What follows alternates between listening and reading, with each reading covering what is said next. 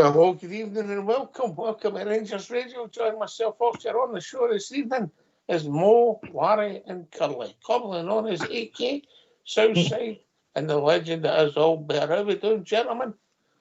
Curly? What a cubo, how am I Curly? Evening, Oxshire, all bear, Southside. Aye, good evening to you two gentlemen, Oxshire and everyone listening on YouTube this evening. Evening, Trips, how you all doing?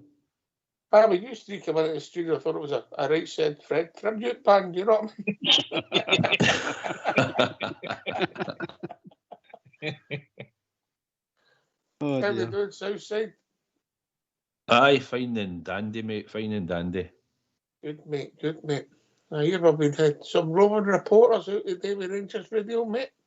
Aye, I believe that myself. Believe one of Sporting triumphs, the sporting triumphs of Rangers Radio knows no bounds. How you doing, old bear? I'm good, mate. I'm good now, aye. I'm good, aye. Looking forward to this. Good, mate. Glad you're feeling better, mate. Glad you're feeling better. How are you, AK? Aye, doing fine, Oxshire. Looking forward to a good show tonight with the boys. How is AK? I'm alright. I'm alright. Should I not be like?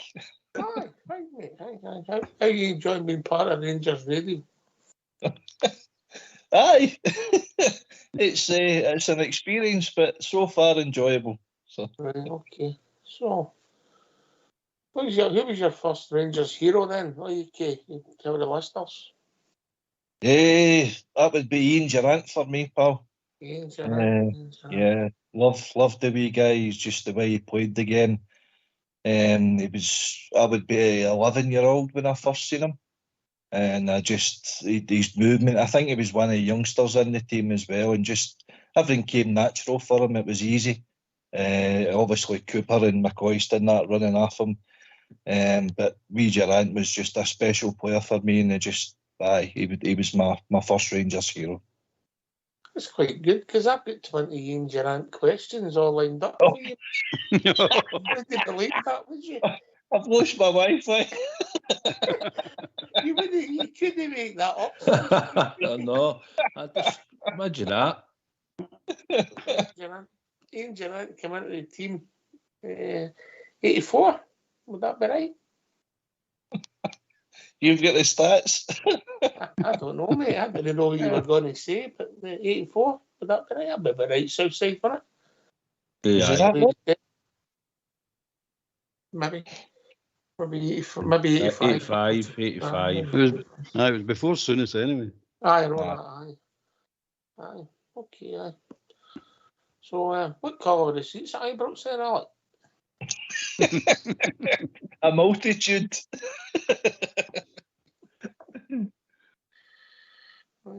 Durrant, not a bad hero. Boy, we know well, Southside. Sorry, would you say that what? A boy we know well, Southside. Aye, cracking player. Like AK said there, a midfielder that just went into the box and could go on the end of things, score goals in big games as well. But wasn't built very physical when he first got into the team either, Ox, as we talk about nowadays.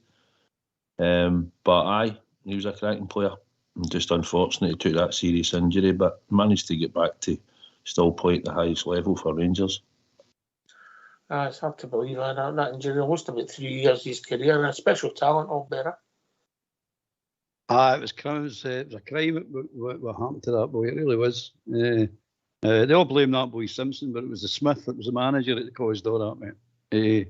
When Big Cooper came to Rangers, Cooper told you he was winding him up all day, all week. Get Durrant, stop Durrant. You need to stop Durrant, and the guy went out and done him. But 3 years, at least 3 years, mate. At least 3 years. It was quite. In fact, at that time, it was quite remarkable they actually come back and played at the same level. It was unusual, wasn't it? Then. No, but then. Because that was a career-ending injury at that time, wasn't it? I mean, cartridges were near enough a career-ending injury at one time. So what kind of crowds were Rangers getting then? He came and Durrant came into the team. No enough. You're probably about mid-30s, 40,000, wasn't it? It was. Think he's on glue, Southside. HR, Monday. Well, capacity was only like mid-40s then, wasn't it? I'm not saying it, well, aye, all right, I'll retract that. It wasn't mid-40, it wasn't a full stadium then, but I would say you're probably around about the 30,000 mark anyway. He's now on crack cocaine, Southside. Tell him, Southside. 5,000. Exactly. It was.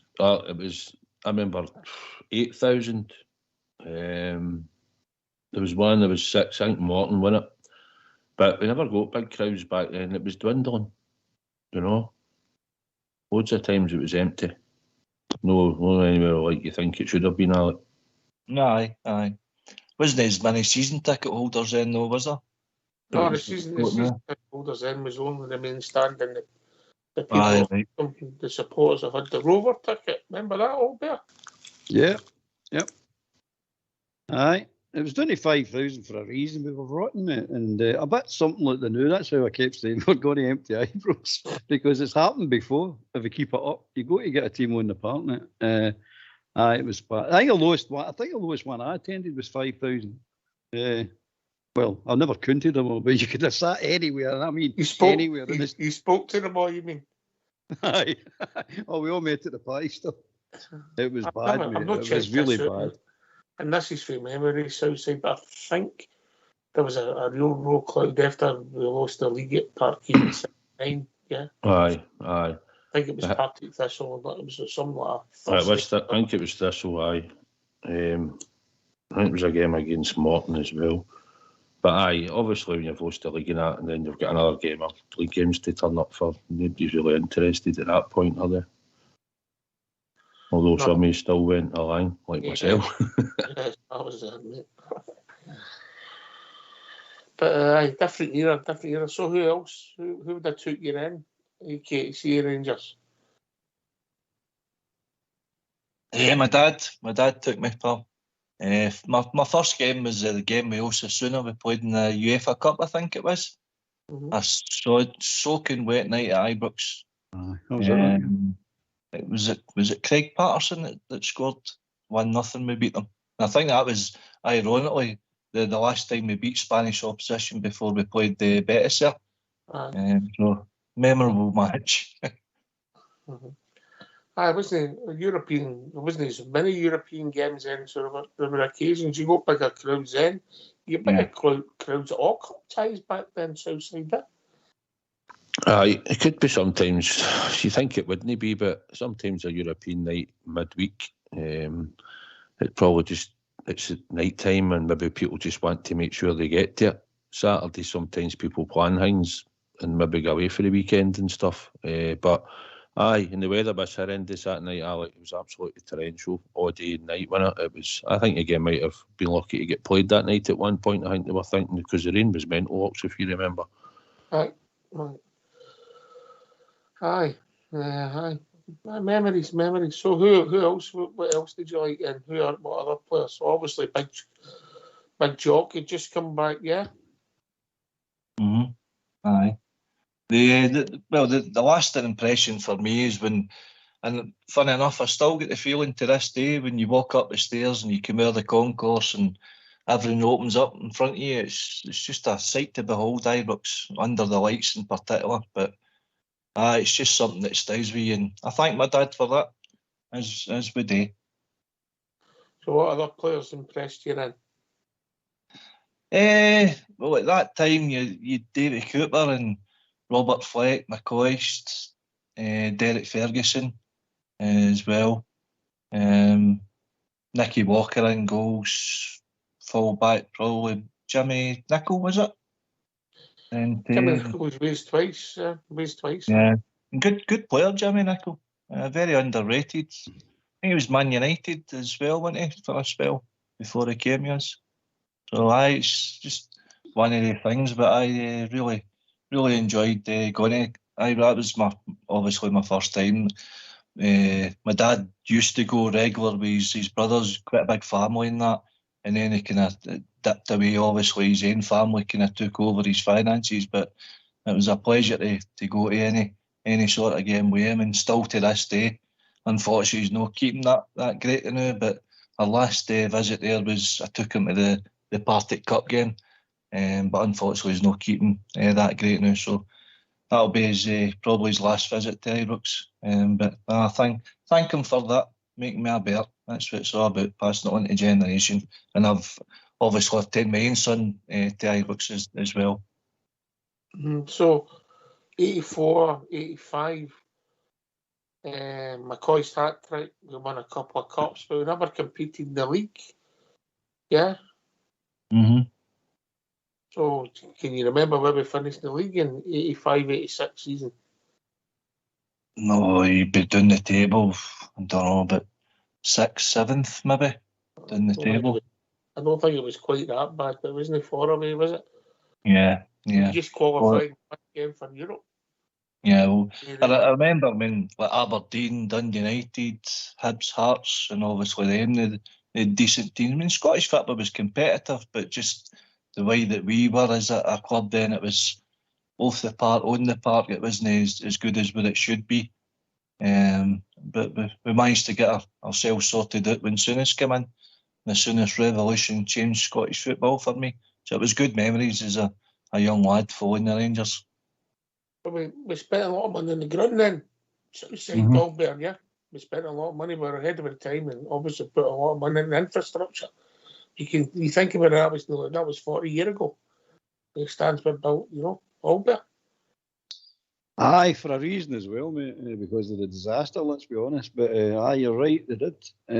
That's basically, if you notice, by the way, any club that does invest in their infrastructure and their ground, building new grounds, their form just goes away. It just falls away to nothing before you actually, and you need to do 2, 3, maybe even 4 years before you start coming back again, because all the money, everything's getting invested into the ground. So that's why I'm concerned what's happening now, but I'm not going to get into that now.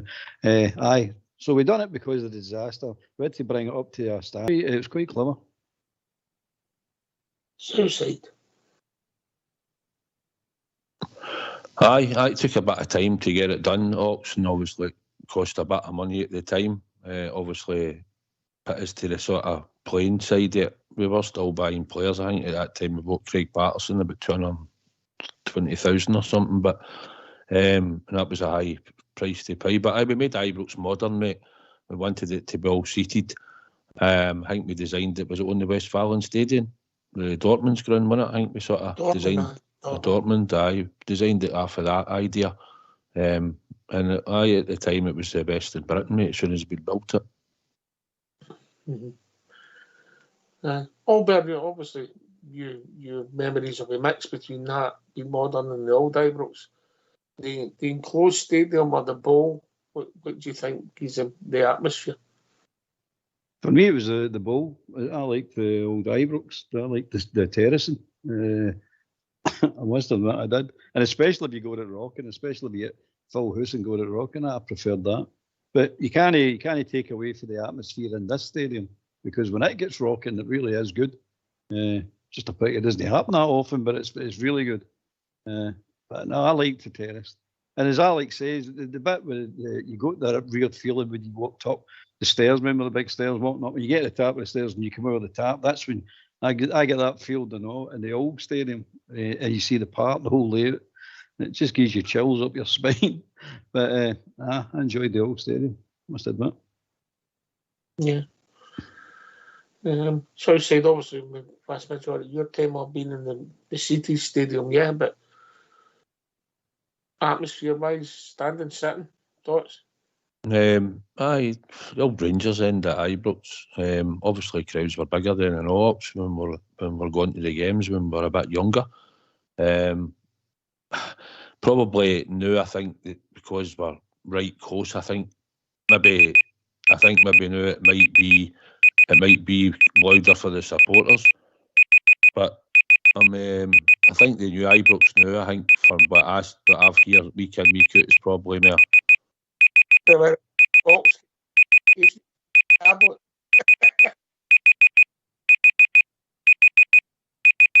it is.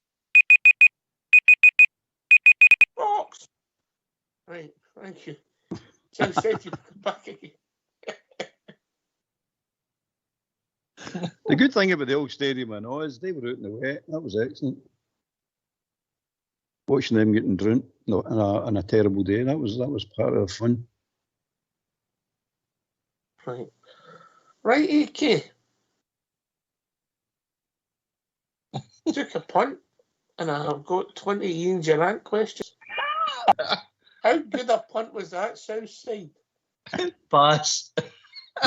Just fate, wasn't it? My hero. My hero. My hero. My hero. No, Is that that what you doesn't said? happen. Right, we need callers. Get the callers in. Southside, is that not what you said? My hero. Aye, that's who your hero was, wasn't it? No, my hero's my dad. You get 20 questions on him. You never know who your dad is, mate. Yeah, enough of that, you. Right, so we're going to give you 2 minutes. Rangers Mastermind on Ian Durant, your hero, yeah? Get lost. Right, okay. Mr. Fox will come in, give us the timing, and I've got the questions in front of me. Hold on, I'm going to get myself stuck in mute. You're at it, Ox. Get the callers in. No, I took a punt. An educated guess outside. What do you think? That was good work, wasn't it? I think he'll do quite well at this as well. Okay. You're right. I'm backing AK. Because he knows all about his hero. My first hero, Ian I Durant. hope you Durant's still listening. Ready. Fox is ready. Okay. Your 2 minutes will start when I start the first question. Ready? You two got lads go on mute, please, if you don't mind. Oh, dear. I'm shouting it. Aye, Right. good. You're allowed to confer here. No. Right. Are you ready? Ian Oh, played go. against. Ready? Ian played against which team the most? Can't hear you. I don't know what Fox is on tonight. What was that question? I don't know what his date is. Right. What's he on? I think he's struggling with the volume. He's on the drums, may sound it. Right, wait a minute, we'll get so we can start the clock, right? Right. When I start, your 2 minutes will start. All right? You ready? All right. Here we go. Number 1. Ian played against which team the most for Rangers?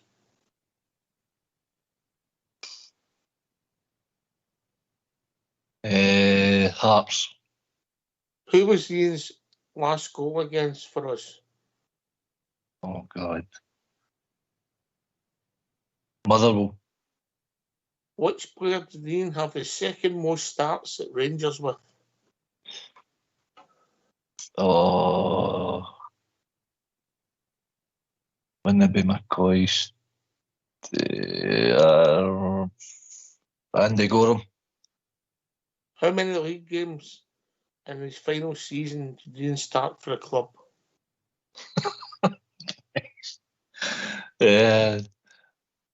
12. Who did Ian score his first goal against? Motherwell. What age was Ian when he had the Simpson tackle? Oh. 22. Who alphabetically is before Ian in the Rangers list of players?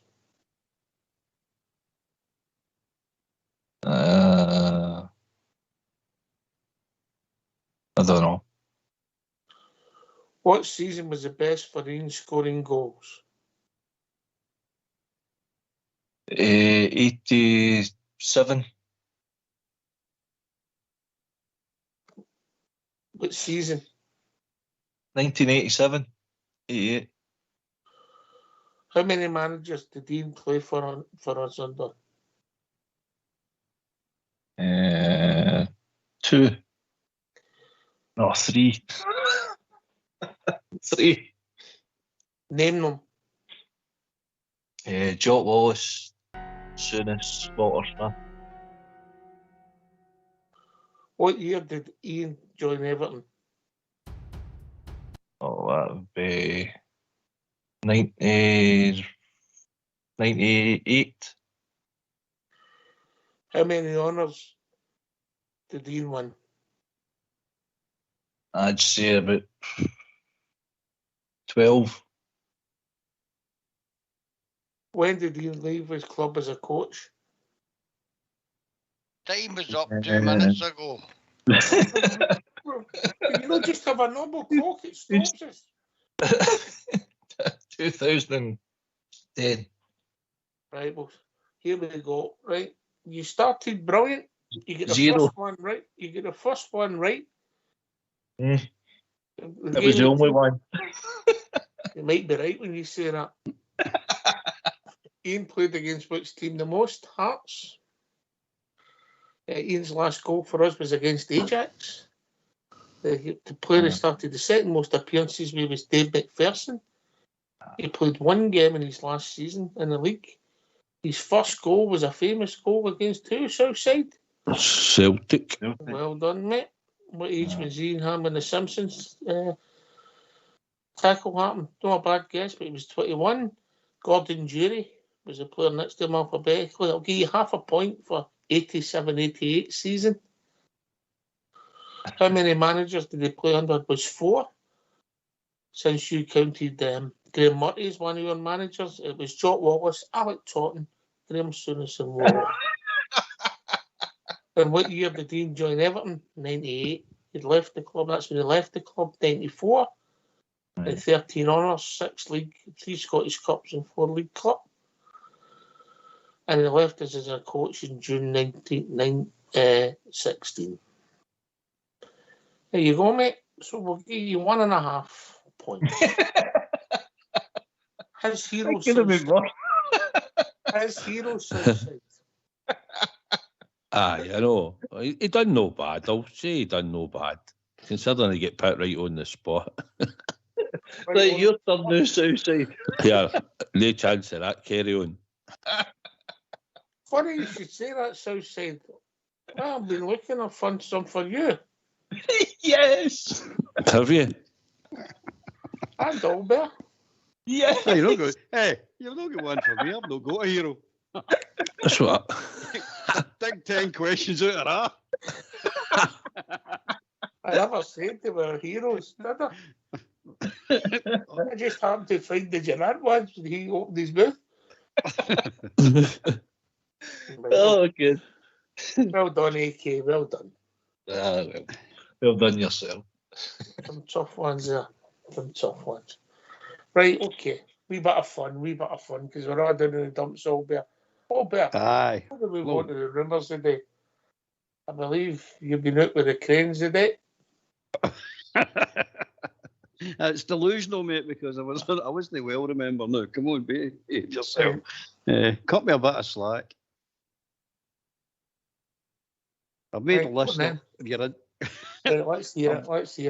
Right, well, we've got 32 players, right, and that's counting 5 B team players, which I think are first team players, and that's your Devine, Lyle, Rice, McCausland, and Lovelace.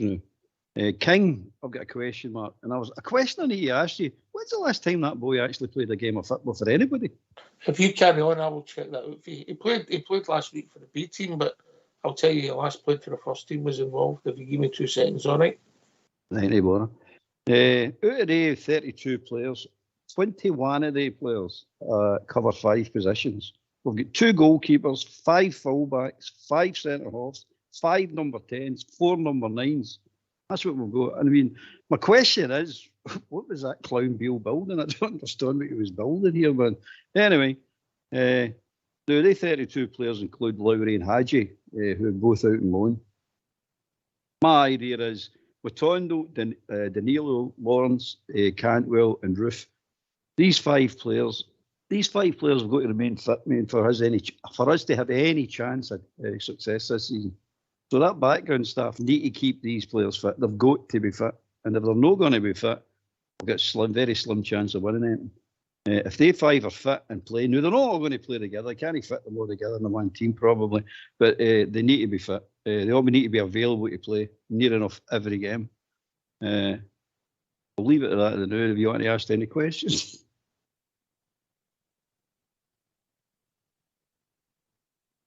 He's there. Who did you say was the 5, Albert? Did you say Danilo, Roof, Matondo? Matondo, Danilo, Lawrence, Cantwell and Roof. Got to keep them fit. I'd actually add Dowell into that as well. I'd actually put him in that as well. These six have got to be fit and kept fit. That brings me to my next point. My next point is I keep telling folks, but you don't need to believe me. I think there's naughtiness in our backroom staff. Now, we're all talking about the new manager coming in, which I'm pretty indifferent about because I don't think the sort for Rangers is just a new manager. I don't think that's an idea at all. We need to do a root and branch clear out of the whole backroom staff, mate. They've got to go. And I'm including Doe Davis, no Ray, put them aside. They don't count. Put them aside. Every first team coach should be kicked out of Ibrox. Everyone, including that big clowny, a goalkeeping coach. I'm sick of seeing that guy. He's went through some of the managers, I'll tell you. Kick them all out because the team's not successful, never winning anything. And their job, the departments I'm talking about, is the medical department, keep the doc, clear the rest out. The fitness mob, the whole lot of them go.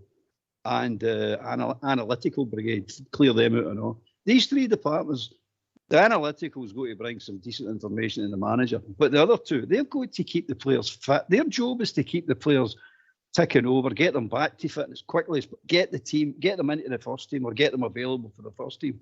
All we see what's happening here is players get injured for whatever reason, wee kicks, heavy kicks, hamstrings, whatever it is, but they're out forever. They're out forever. And at the beginning of the season, you're playing 3 games a season. If you're out for 6 games, that's 18 games you're losing them. You're losing them for huge amounts of games. And that's why we can't get any momentum. That's why we can't get going here. Because we can't get a settled team. We can't get the good players ready, fit and available for the first team. They need to go, by the way. There's people in there working against the Rangers. They're not working for Rangers. They're working against Rangers. There's Helander. I just heard you talking about Helander, who's played for Sweden the other night there. I mean, come on.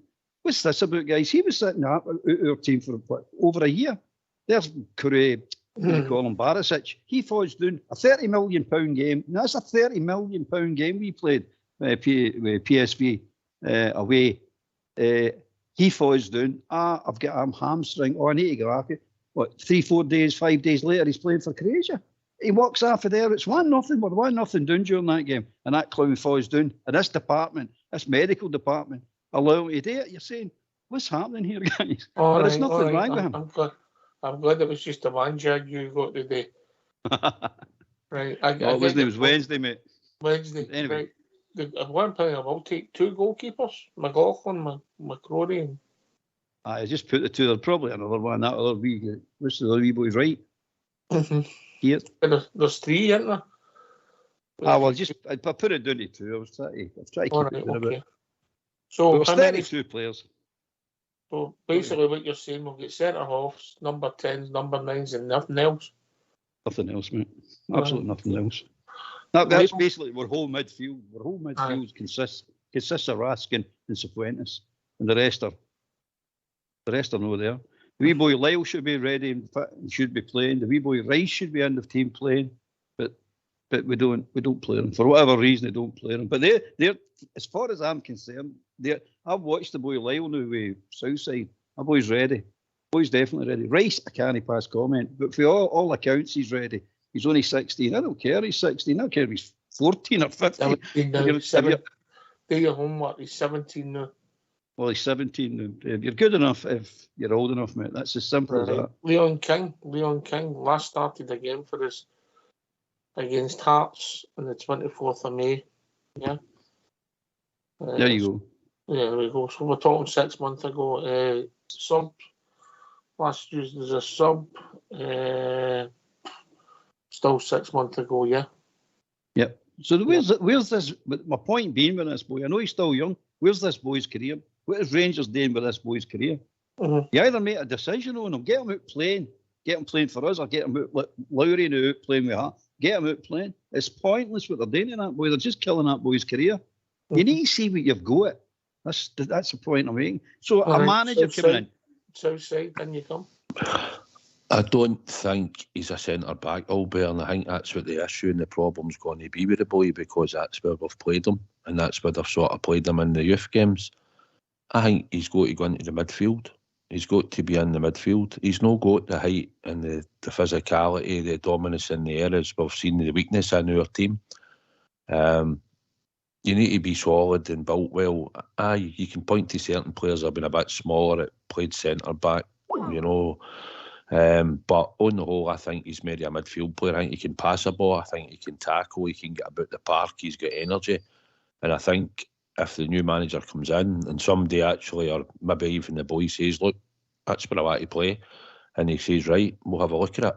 But I think he would maybe get Mary a chance playing in that midfield, and he will ever get a game at centre-back. And I said it on here, Albert, he'll not get a game. Once we've got the centre-backs are all fit and that, he's not going to get a game, and we never put him out on loan. So basically, we're just stagnating his career, although he's training with the first team. But that's the like point Ox said, like Ox said, he's not kicked a ball in that first team for this length of time, and it's pretty unfair on the boy. But I just think it's a position that he's trying to challenge and get in. If somebody says go right back, fair enough, but he'll be competing with, you've said that, Ox, but then he's going to be competing with Tav and John Sterling. But if the new manager thinks that he can do a job in there and he can adapt it and play whatever way he maybe not want him bombing forward all the time, it might suit him, Ox. But I just don't ever see him being a centre-back at Glasgow Rangers, mate, and that's just unfortunate. But I'd love to see him play somewhere else in the team. Okay. Good points. Just listening to Albert, I mean, he's summary of the squad's pretty much what we're kind of all thinking. I mean, when Beale named the European squad, I think he'd a list of 25 basically to fill, and he only filled it with 21 players, and it was so lopsided. We'd only 4 midfielders, recognised midfielders, and none of them were creative midfielders. I think it was 9 forwards, and but the rest of it was made up. In fact, he named 3 goalkeepers, and the rest of it was made up of defenders. So I can see where he's coming from. The problem for us, though, is we've not really got any creativity in the midfield, and that's what maybe Leon King kind of falls down. He's not that type of player, to carry the ball like an angel. But the guys that would do the creativity, they're all injured.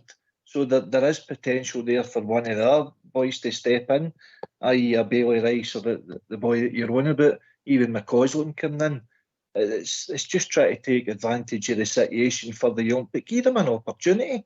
Because see it now, we're stagnating as a team anyway. So the freshness, a fresh approach, or maybe it'll encourage the young boys to come in and do well. It'll give encouragement to support the C1 Rain coming into the team, but also give a kick up in the backside for the guys that's picking up their thousands a week and just sitting in the backside and no caring about a result. I think that was Andy's point last night, Cheers, mate. Right, we better get these phone lines opened up. Yeah? Yep. All right, before we discuss. Yeah, bring them in. Albers list. Let's hear from these. Why don't you give us a call on 0141 356 1972. It's your show, it's your platform. Let's hear from you. After the tune, we'll do AK's general knowledge, Southside, all right?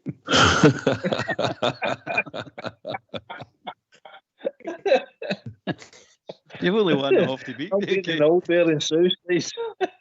Quizzy. By the way, they were all quiz questions. I thought I just had to a section on Ranger. I thought I was a cracker here. I don't know what the topic was, but one of the questions was Southside. Wait a minute. Where was Southside on 18th of June 1983? 18th of June 1983.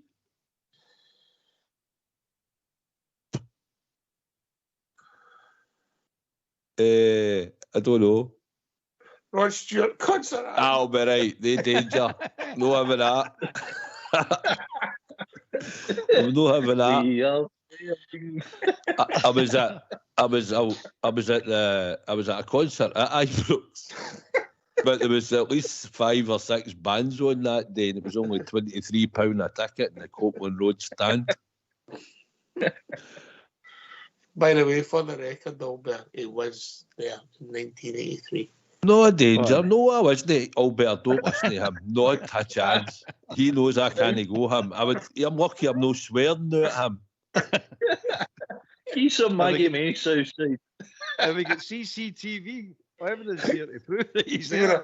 when I saw that question, I said, what was that? I wonder who the question was for.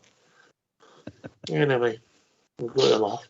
Albert, I think we're mocking your list and having fun at it, but I think you're spot on. You know, we were crying out for a blend of a team, and all we done was buy number 10s and number 9s that can't run. I know pace was one of the big things of Fox, didn't it? We want pace. We signed what 4 of the 8 or 5 of the 8 that can't run. I don't know how we didn't notice it sooner. By the way, we all suspected it. But you see what Alex saying, the European squad is staring you right in the face. He's not got a clue what he's doing. But anyway, it is what it is. But no, this is what we're stuck with now. And anybody that's coming in, this is what he's got to work with. And I'm telling you right now, the first thing he needs to do, without even doing anything to that squad, was clean out that background, the support mob. The different departments, they need to be cleaned out, mate. They're not working for us. They'll not be working for him. They never worked for Beale. They never worked for Gio. Look, Gio, he never did any centre halves. Beale never did any forwards. They just keep waiting. I think we've enjoyed the big Al. Evening, big man. Evening, boys. You've caught me at the wrong time. I just jumped to the motor. Look, I'll keep this short and sweet. Good Champions League panel on the night, but like Alex Kelly, he's a bit like the Shakhtar Donetsk who just qualified, you know what I mean? So, and specialist subject, I thought that would have been trans fats. Anyway, big man, I just thought I'd come on. Sorry about the noise. I just got the car. Before he's it's good to hear you. I like when I hear the big South Side. I like to acknowledge them and say, how you doing, buddy? All right? Aye, good man. Good to hear you on, Biggie. Aye, I know there's background noises, cars. Where's this new manager? Yeah, we're hearing that there was a work permit applied for the day, so hopefully we'll hear some news over the weekend. Yeah. What one? I wouldn't think it would be somebody would need a visa coming from Australia. Aye, oh, right, okay. I'm not too keen on it either of them, like, to be quite honest. But I'm out of the two, I'd maybe go for he's Belgian, the boy, isn't he? Aye. So, well, here's hoping. Look, all the rigmarole put to one side. He does seem, what I've heard about him, he does seem to be goes all right. So, you know what I mean. Hopefully, he does well when it comes on. But he has to work with a few. Right, I'll let you go because I know there's background noise and you don't like atmosphere. All right. And just one other thing, Southside. I can't believe you're falling into that trap. That Ox sits here and asks you questions all night there. And that's a dominance thing. Because he knows the answers and you all struggle. And he's doing it with Alex Kelly the night again. He's going to turn the tables on the big man. That's coming. It's coming, Big Al. Don't worry about that. Right, well, I'll keep listening in, but thanks. I've tried that before, Al, and failed. I know you know that. It's a psychological thing, isn't it? You keep them down because you're the top kiddie, top dog. You think? Oh yes, you're the top man. I know that. Yeah, don't worry, big man. He'll be barking shortly. Don't you worry about it. Oh, nah, no way, man. You better get your tool. You better get your tool out. He'll meet you in the toilet, man. Knock you out with a bar of soap. That's how we keep me tins of chum and pallid, man. It's funny you say that because I've got Big Blue with me now, and he's getting a laugh, and he thinks I'm training him, and he's listening to you boys. Right, look, thanks again, guys. I'll let you go, man.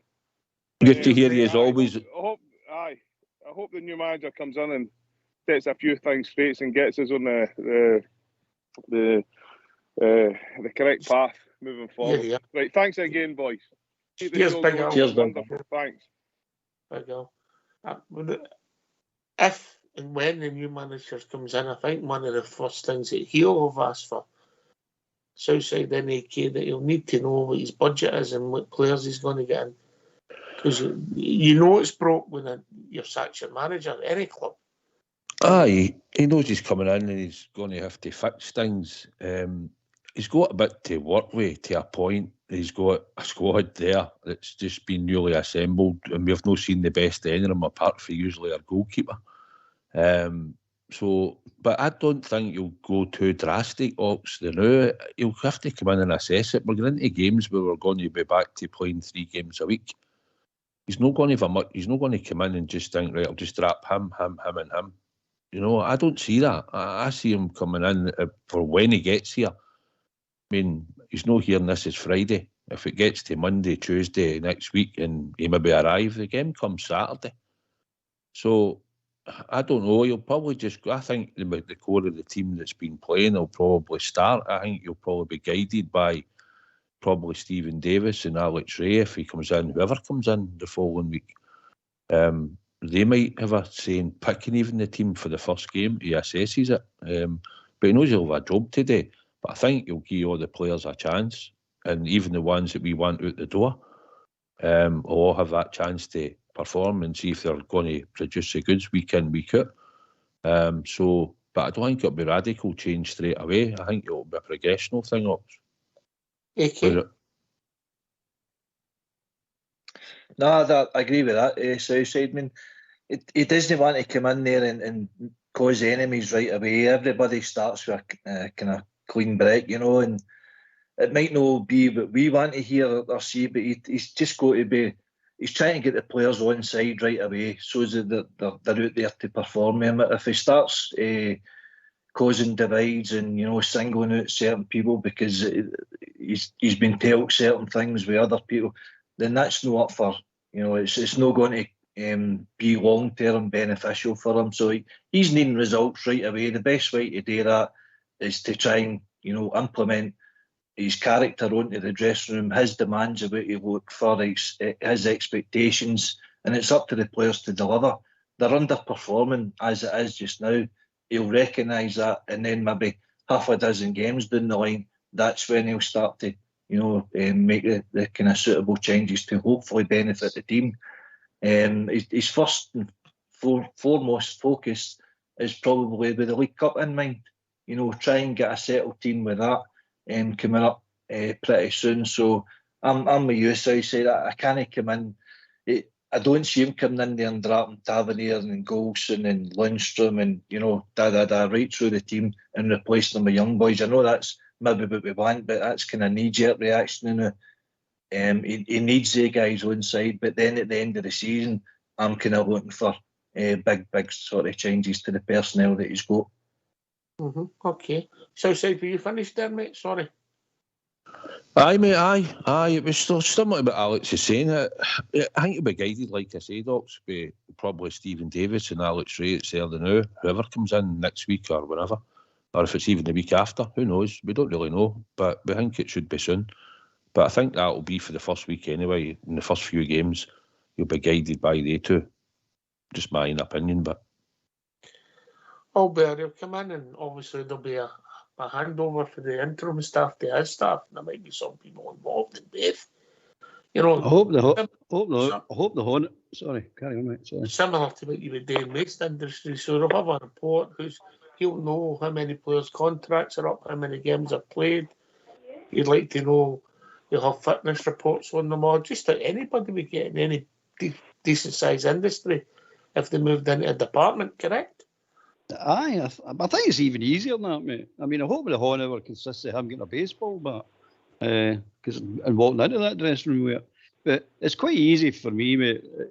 If I was him, the 32 players I mentioned there, you just get them in the dressing room and just say to them, look, the young boys, just say, all the young BT boys, or the young, right, you go out and go get yourselves a cup of coffee up the canteen. Right, here we're going to split into 2 groups. Everybody that's played under the last 2 managers stand to the left. Everybody that's just been brought in this season or only played under 1 manager stand to the right.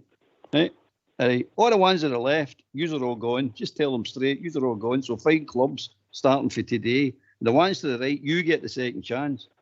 Southside saying the Lobby getting a chance. No for me, no for me. A lot of their players are done, mate. Done. 2 managers have got the sack, and they'll have a third manager sack to keep them. They've no more chances for these players, guys. None. So you would keep Dessers and Lammers? Aye. I'd keep Dessers and Lammers before I would keep Tavernier, Barisic, Goldston and Lundstrom and Jack. Definitely. And I think Lammers and Dessers are crap. But the other players, they've caused 2 managers, at least 2 managers, in some of their cases, to be sacked. Time's up for them, guys. No more. Absolutely no more. I told you I would simplify it. Southside, I would have the 6 or 7 players that are out of contract, which is 2 of the players that he's mentioned, Lundstrom and Jack. Barisic as well. I think you mentioned him as well, Albert, yeah? Yep. Yeah, so they 3, they've got weeks left in their contract, let's be honest. Ryan Jack's injured again. And then you've got Scott Wright, you've got John McLaughlin, you've got Kemar Roof. You know, as much as we like Kemar, you know, time to keep on Southside there. Aye, will be. Aye, Albert, I'm not meaning to keep them indefinitely. I'm just saying that he'll come in and he'll hang me. Cut across you. Aye, you got a caller in. Tam's joined this evening, Tam. Evening, panel. Evening, El Presidente. How do you do? It's all about to go back to the youth, right? I think we're stifling the youth, but we're snobbery at Ibrox right now. And it's yourself when you're a young boy. If nobody put any confidence in you, you didn't perform, or you didn't want to perform, because it was senseless. You were getting nowhere. And these boys at our club right now are getting nowhere under the present regime. We're bringing in foreigners and making our boys look stupid, making our boys silly, as if they can't perform. Their boys are born to be Rangers players. Give them the jersey, give them the chance, and put the crap, the stuff we've bought out the door. Are you talking about the players we bought in particular this summer, Tam? I'm talking about Dessers. Let's put a label to it. Dessers, Lammers, right? They're 2. And the 2 we've got at the back. I'm not against Alexa Tavernier. You cannot fault that guy's record, but he's played in the wrong position. He should be one forward and better use of him than him trying to clamber back and defend. It's making him look silly in the eyes of the fans, and it's a shame because the guy is a great player and does what he does brilliantly, but not in that position. I've said it before, I don't think he could play one up, mate. I think the game would be different for him.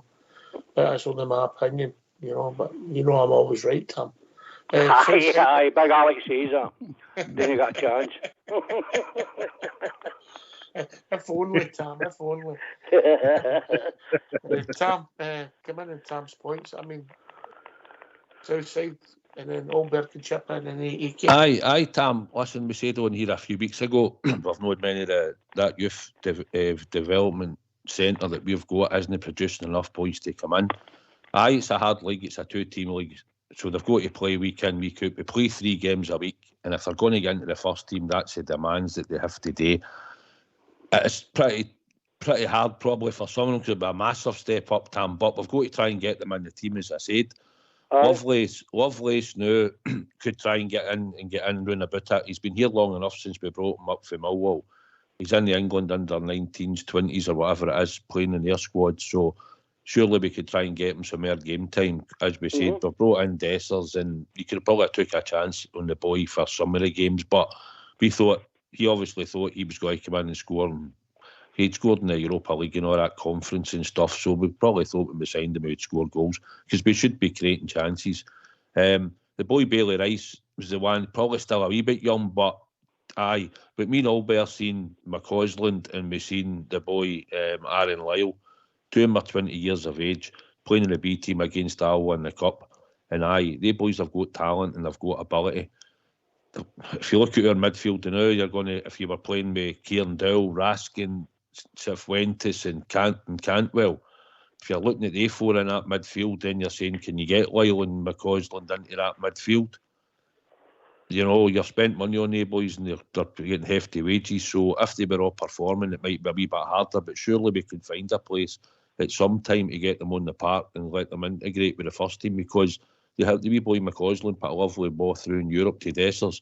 You seen the ability he had, you know, and it was only one small thing, but he showed confidence and ability, you know. So, we've got to try and let them grow. Lowry's another one who is away the new at Hearts. There might be a chance we get them back. So hopefully the new manager will look at them and see, can he use them? Can he get them into the first team? Because if we can, then we need to sell them and get decent money. But we really want to see them in the first team, because if we can get them in the first team and they're playing well, it will save us money. Colbert. Aye, I mean, anybody, Tam, yourself included, anybody else that wants to. Southside, I speak, you don't see the B team with him just to take the game in. And that's the first time I went. I'd advise anybody, if you want to see the style of play of these boys and any good, go and watch them. They're good. They're very good. And you'll see what we're saying. Because there's boys there that should be, they're ready. They're ready. There's no doubt about it. Physically, or it might need a wee build-up. But technically, skill-wise, these boys are ready. Absolutely ready. Did you enjoy your night down in Apache Country? Oh, it was good, mate. I enjoyed it. It was a that's terrible my night, territory. I'll be watching for you next time. Well, no, me. I'm the motor with the rear gunner, won't it? He's like a Maltesers on. Well, why don't you beat halfway running by Bishopton?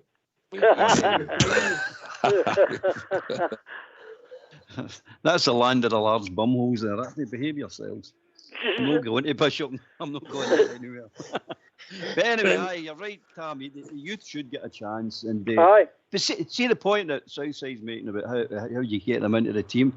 It all comes down to style of football. Whatever manager we're getting, it all comes down to the style of football. If we're going to play a running game and a pressing game, you're going to need these players, because no player can run for 90 minutes like that. No player. So you're going to have your 5 subs and use your 5 subs. There's plenty of space in the squad, and there's plenty of space in game time for all these players. If you play the right style of football. And I'm hoping whoever comes in, and I'm not particularly bothered who it is, but whoever comes in plays the right style of football, that the youth they're going to get good amount of game time. No 5 minutes here, 2 minutes there. I mean proper game time. And you get these other players, these 6 players that I was talking about, you need to get them fit and keep them fit. And that's down to the backroom staff of these medical department, the fitness department, to get these boys fit and keep them fit. If they get a wee kick or a wee injury or a pull, they take them out, treat them, and get them back as quickly as possible. Cheers, mate. EK. No, listen, Tom's got a point there. Evening, Bill. Tom's got a point there. I would say that there's more opportunity these days for youth to get that chance than they've ever had. You know, with the 5 subs in that, the squads are bigger. You know, more games, European competitions, a lot longer than what they used to as well. But you need a brave manager, though, to take a chance on the boys. So they've got to be convinced of them in training and what they see, and obviously with the coaching, whatever information. And they're just basically, what can you bring to the table, and what have you got that's better than what I've got? And the only thing I can see that's holding the boys out is if we're paying somebody 20, 30 grand a week, I think somebody's going to insist on the manager that he's going to be playing before a young boy. Does he make it right?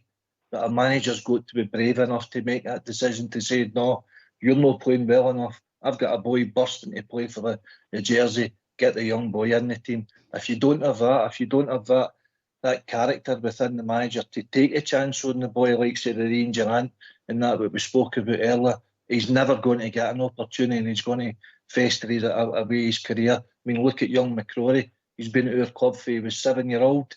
He's still not getting an opportunity for a goalkeeper. So we're just ruining him as a boy now.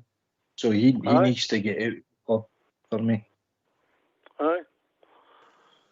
What you saying, Alec? We need a manager, somebody like Alex Ferguson, when he done it at Man United, where your big stars tell him out the door and brought in a youth.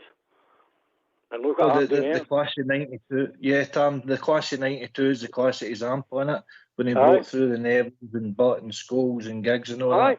But he was brave enough to say, you know, all the guys that was playing before him with Man United, they were letting the club down because they weren't going anywhere. Look at what happened after that. That might be a one-off, who knows? But unless you give the boys a chance, you'll never know. Correct. I think timing's a lot to do with it, Tam. Timing. People have traditionally said it's easier to feed youth into a confident team, you know, a good when you're winning. But I think that would be the case with the 5 substitutes. You know, and especially now they put you on with 5 minutes to go, they can still be off an hour to go. You know, the way the game's changed. But that'd be all right, Oxshare, if it was done accordingly. But at our club just now, our top echelons is demanding that these players get on the park before their youth. In a way, it's ignoring their youth and the development of their youth. It's breaking the hearts of the kids. I like to take my grandson to a game and say, he's a Rangers player. He came through the ranks. He is what Rangers is all about. Just do that's a dross that we're bringing in. My grandson says to me the other year, he says, what are you watching that for? They're rubbish. I could play better than him. That's my grandson. You might be right enough. Aye. According to David Desser, I would be. I mean, that's the point that's come up. But I mean, it's not against Dessers and Lammers, but on the no, I know. What we've seen Southside. But if you look at it in 40 minutes, the boy Lovelace showed more desire, pace, and hunger than didn't have. Aye, the young boys are going to bring the enthusiasm and that. Don't get me wrong, they might be a wee bit nervous and all that, getting the chance, but they're going to show the enthusiasm. And the fact if you can get maybe 2 of them on the park at the one time, it can connect a wee connection between them if they're playing close together as well. Yes. Tam, we can't probably fling as many in as we would like to, right? But we can see that there's 2. Me and Albert seen a few of them, and even there was a big boy in the middle of the park as well. There was a big black boy in the middle of the park. I think his name was Milano or something. Can't remember, but he looked decent. He just tired later on in the game. And the young boys took some hefty tackles, Tam, in that game, you know, and one or two went off injured just because of the physicality. But as Albert's alluded to, if they get in the gym, build themselves up, and if they can show ability and the manager can see something in them, in a system and a style that he's going to play, then hopefully you might see 1 or 2 of them getting a chance and maybe getting in a few games. But the schedule we've got, because it's basically 3 games a week, you would probably have to bring them out now and again and bring them back in. But certainly try and play them in the league games or give them game time at Ibrox instead of bringing on a Scott Wright or bringing on a Ryan Jack or that. Then bring on one of the young boys and give them the 15, 20 minutes, you know, and let's see that we can see what we've seen, what they're doing in the B team. Hopefully they'll translate that into the first team for us, you know. All right. Sorry. All right, Tom. All right, just we've reached that time there, right, mate? Just get your phone on mute. Get your. Right, no bother. Belt it out. We're going to have a tune.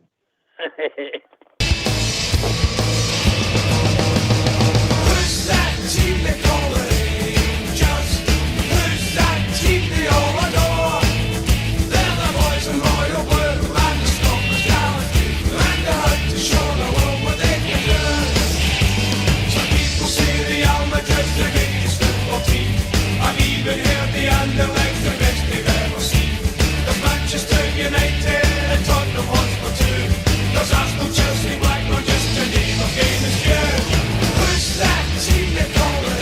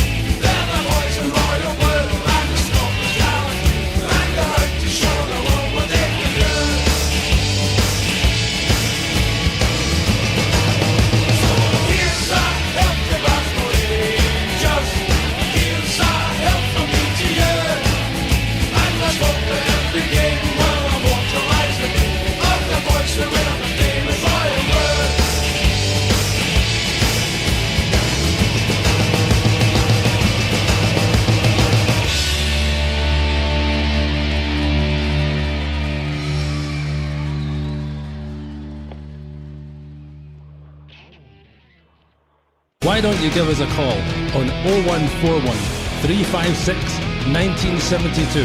It's your show, it's your platform. Let's hear from you.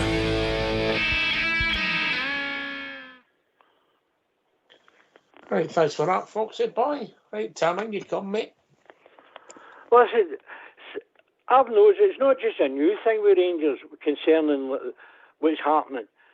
I see this when we get put down to the lower divisions, that we should have brought our youth, mixed them in then, and brought them through till we got back up to where we are. Can you imagine the players they would be new? Right, up against football players where their life depended on it, where it wasn't just like a sport, it was a livelihood. There were bakers, there were butchers, there were candlestick makers, but they were new there to prove a point that they could kick a ball or a person. Right? Can you imagine our youth coming through that? They'd learn how to dribble, pass, you name it. Manoeuvres. We'd have had a cracking team at the helm right now. The manager job would be a lot easier than it is now. And I think it's a snobbery of our club. It's causing us big problems for the future. I get that. We've never been a team that's been fantastic at bringing youth in. We've had successes all there, but historically we've bought players, haven't we? Always.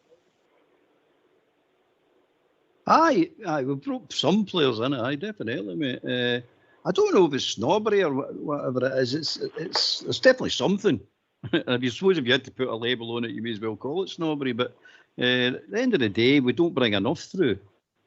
But now the circumstances have changed. That's part of our history and the way football is financially and all that. We can't compete. We just can't compete financially with any of all these top clubs all down in England or Europe. So we have to do it this way. And if you're ever going to bring a youth through, this is the time to do it now. This is the time.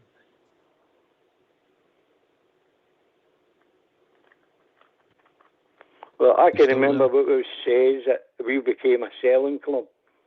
And that really bothered my goat. It's true about me, well. All the years I've supported Rangers, man. I never supported a bank. I supported a football team. Yeah, we've always sold players, Tom. Think about it. Baxter, Steve, Barry. Aye. You know. But look who we got to come in to replace him. You know what I mean? You know, Gordon. There's Ryder Classic last year. There's Kolak, top goal scorer in the team for a sub. For a substitute, coming off the bench, he's scored more than Desser has since he came here, and yet we sold him and brought in Dessers. I carry the Dessers one. I'm struggling. AK, I just carry. It's hard to defend, unfortunately, you know.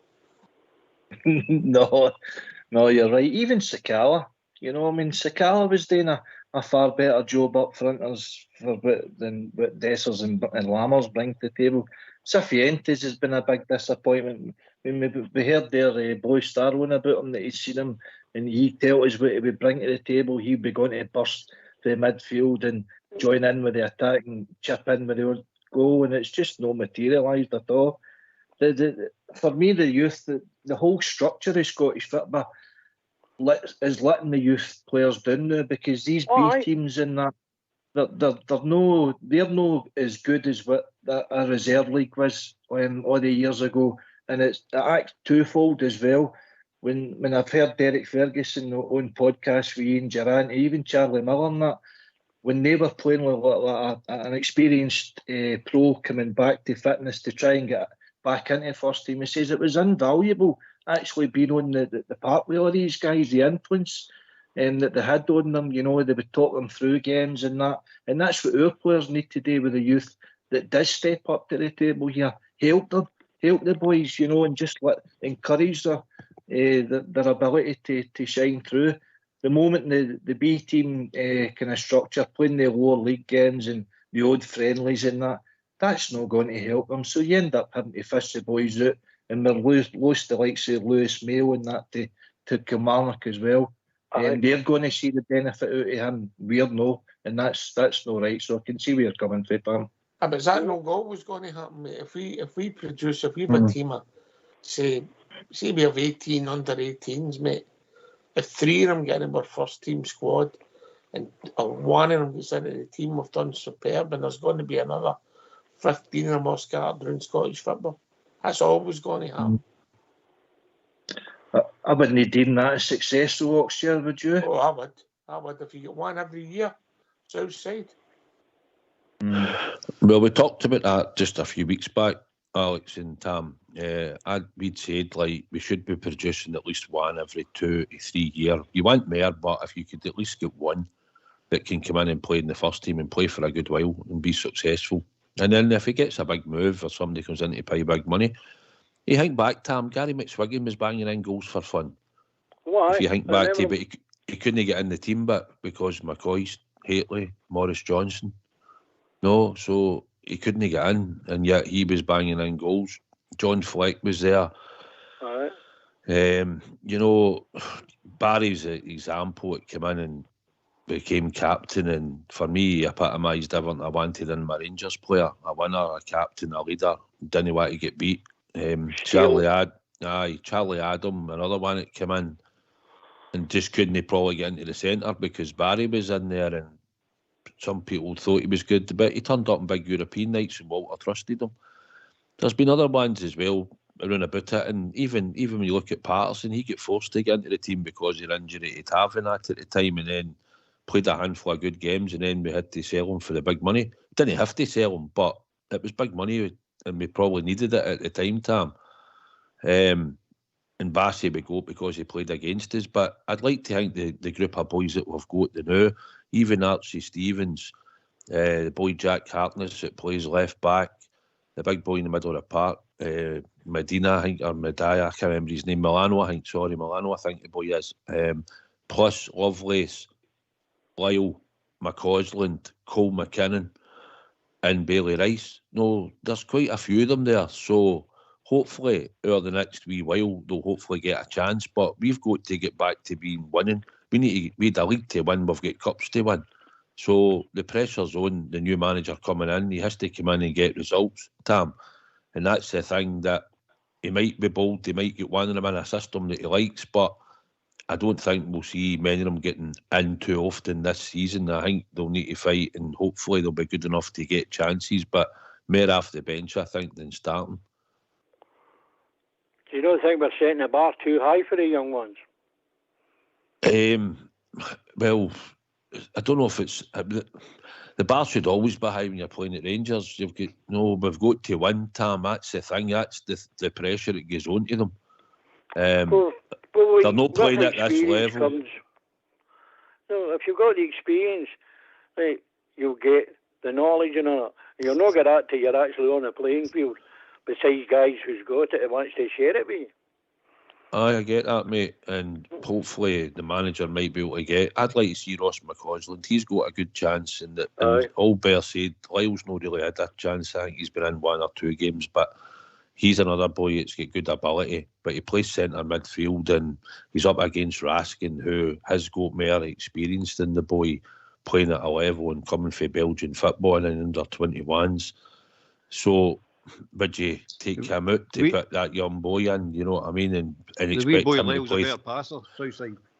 Aye, 100%. He's got a few more tricks when he's got the ball as well to cut inside players and that than Raskin's got. And that's the thing, we've went and bought Raskin and brought him in when that boy could have maybe been developed to go in there and play, because he has got all the ability.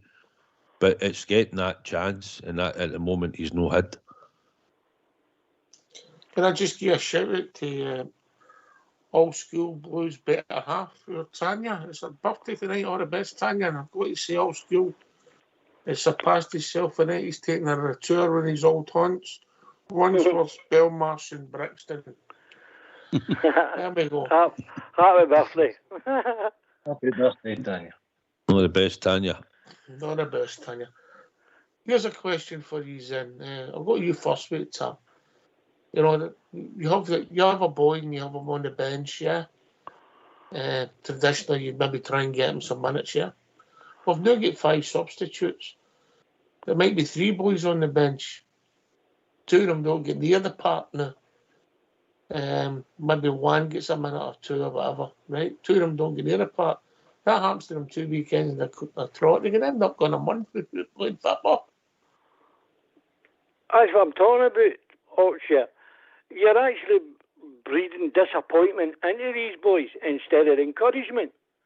You know what I mean? It's all right sitting on a bench watching other people do the things that you know you can do, but you're not getting the opportunity because there's a manager or somebody above him saying, no, we paid $5 million for him.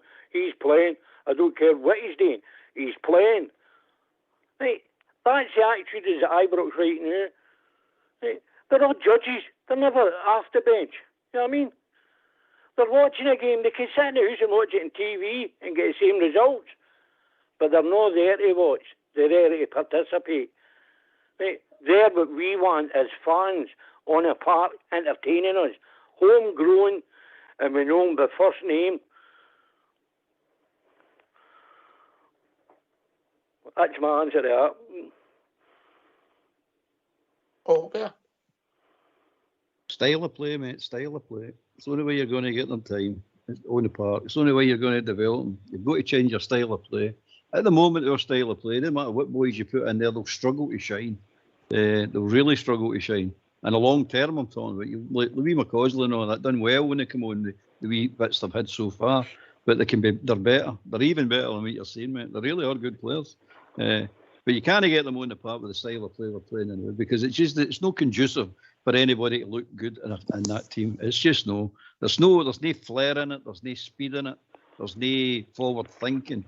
If you get the style of play right, it gives you the opportunity to use your whole bench, your whole 5 subs, your whole squad. The boys coming in, knowing what they're today, get the freedom to go and express themselves within that system. And then the whole team starts to look better. You start looking forward to going to Ibrox to watch us play. We play some really good football. We score a lot of goals. Like Roof, one of the best goal scorers we've ever had, the boy. Do we set chances up? No, because the style of play is not conducive for setting chances up for any centre forward, let alone Roof. It's hopeless, mate. It's just hopeless. I said the other night there, the last time I was on, this system's set up for us not to score goals. It's crazy. It's absolutely crazy. Well, I want all that bend. I want a different style of football that allows these boys to get on this park for a good amount of time. Part of the squad, mate. You can still have your £5 million players playing, but they play within the system.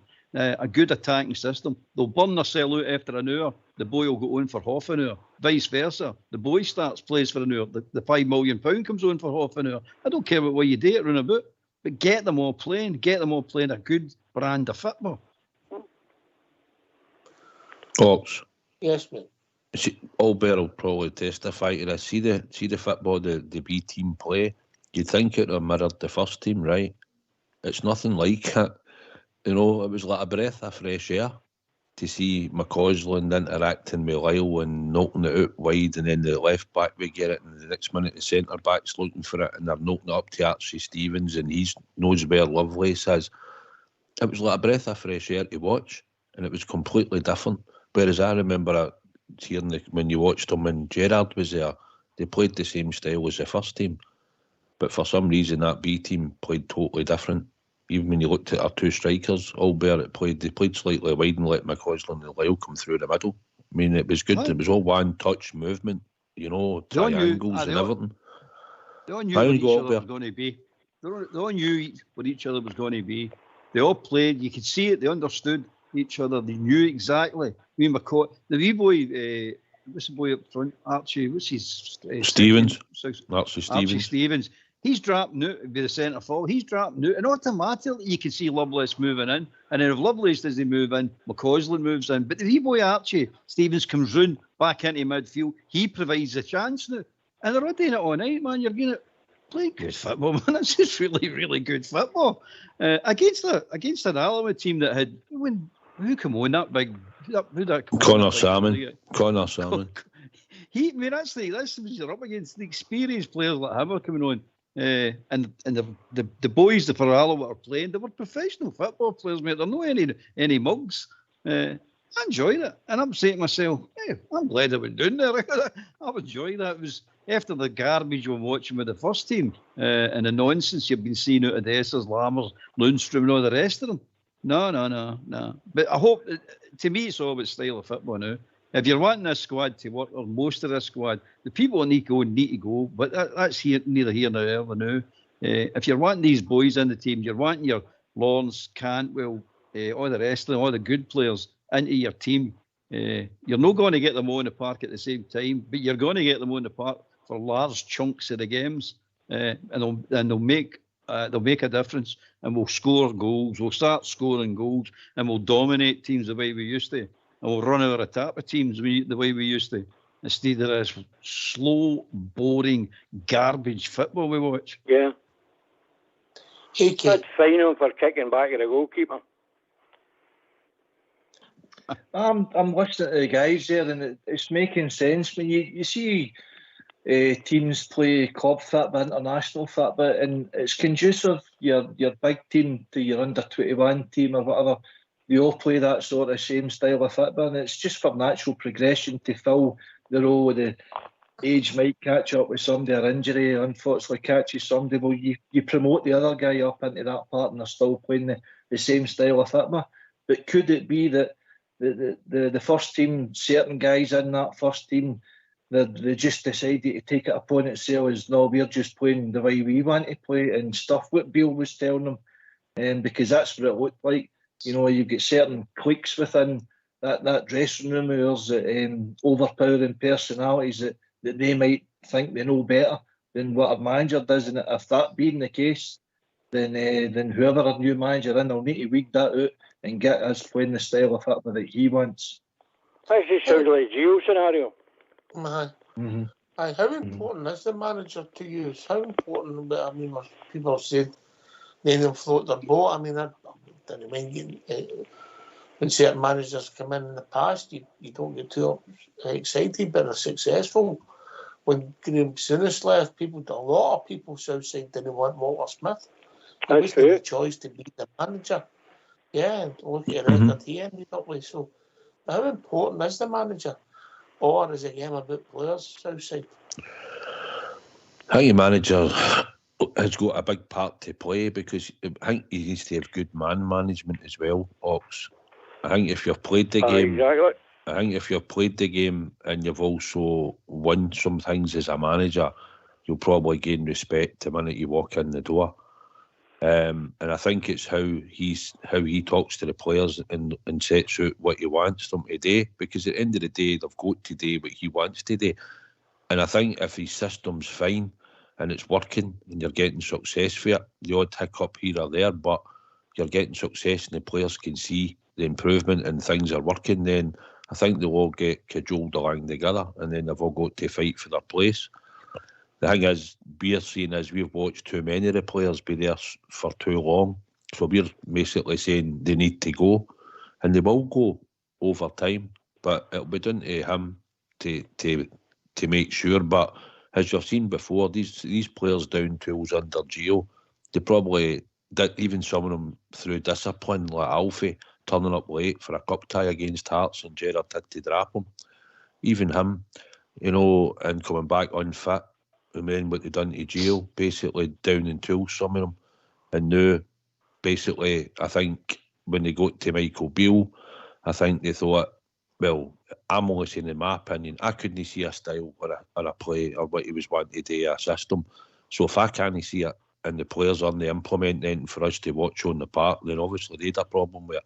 So they've probably switched off for him and all, and it's cost him his job, because results, if they don't put the results on the park, for the team, then obviously the manager's going to carry the can. But I think this manager will come in, mate, and I think you'll have a clear idea of what he wants to do. If you look at the two of them, Muscat's got a style that's supposed to be, you've seen the style that he wants to play. So, and you've seen, I've seen bits and bobs of how he how he sets his teams up. Wants to play wingers out wide and bring them in a bit and that, and only lets one seemingly defender go forward at a time. So whatever his style is going to be, these players, the ones that are there, will need to start with it, and then it'll be down to him to weed them out as he goes along. Oh, but I'll ask you a slightly different, the same idea, but it's a different take on it. What's the most important for your football club? That your manager performs or the centre forward performs? Well, you're centre forward. Wait a minute, Tom. What do you your name, mate? When you go over Sorry. there.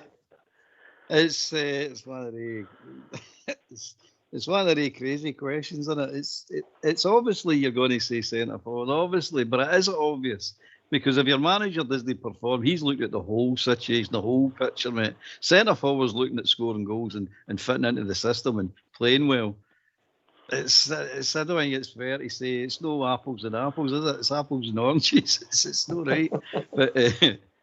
I never said it the was manager an easy question. I never said it no, was an it's easy no, question. it's practically impossible to answer because the two of them will get completely different and equally important roles. The manager is important. He's definitely important. There's no getting away from a manager. A good manager's worth his weight in gold. And by the way, one of the things we need to be careful with these managers, because we've got two we're paying now, remember, and this will be our third one we're paying. We're missing out on transfer money off these managers. These managers go for big bucks as well, remember, if they're doing well. So we're missing out on transfer money on them as well. And we need to bear that in mind because we need to get these managers to a certain stage that people are coming looking and chapping your door and want them to go to their club. Because I would reckon with Gio and Beale, it must be the fat end of 10 to 15 million pounds with the no getting the transfers and have to pay them up for their full contract. I mean, that's a lot of money for our club. For a manager, you know what I mean? For people that you're not getting anything out of, it's no benefit in the club.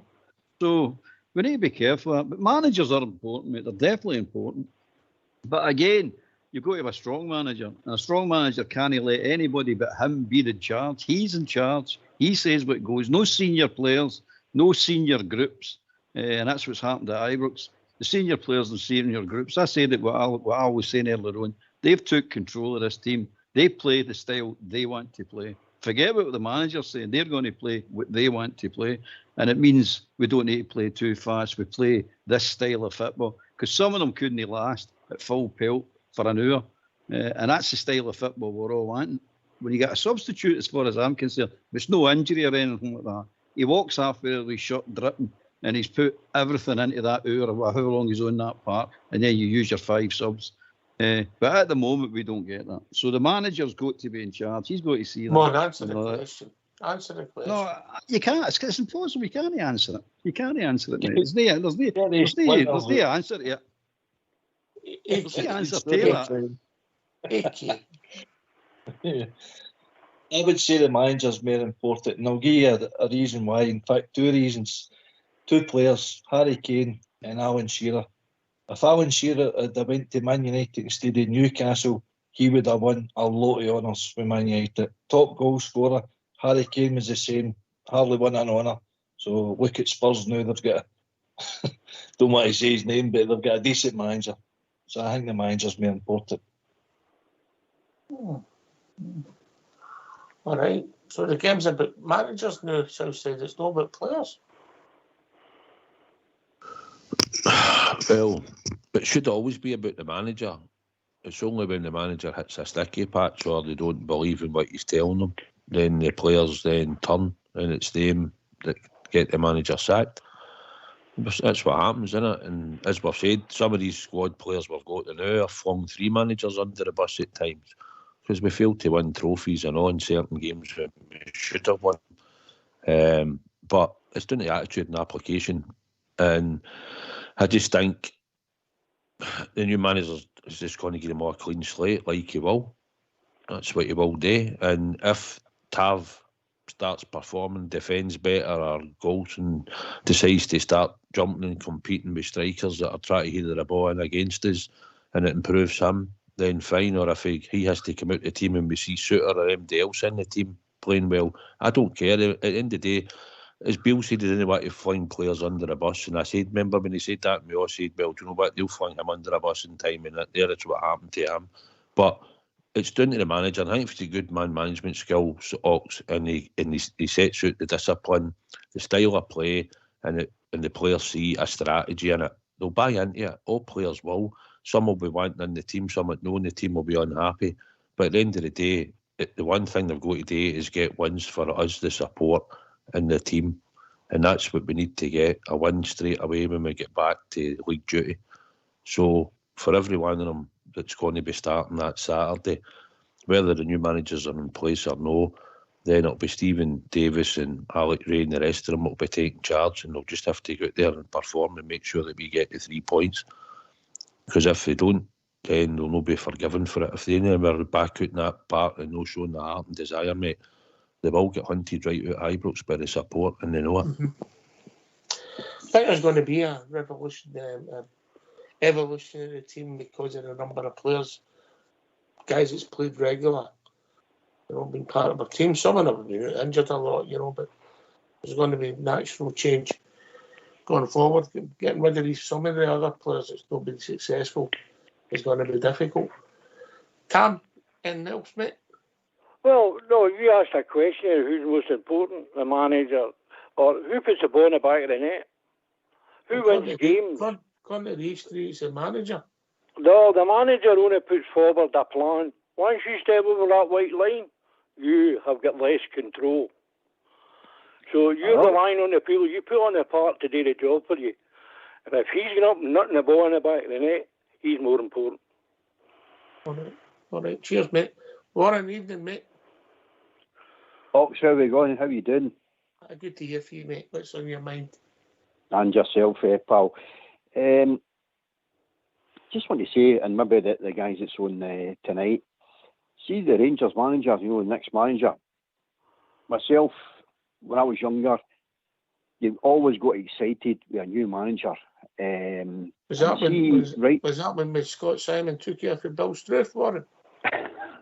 Yeah, I know. Me and Bridgeman were at the front door that night. Jim Clark cut the grass.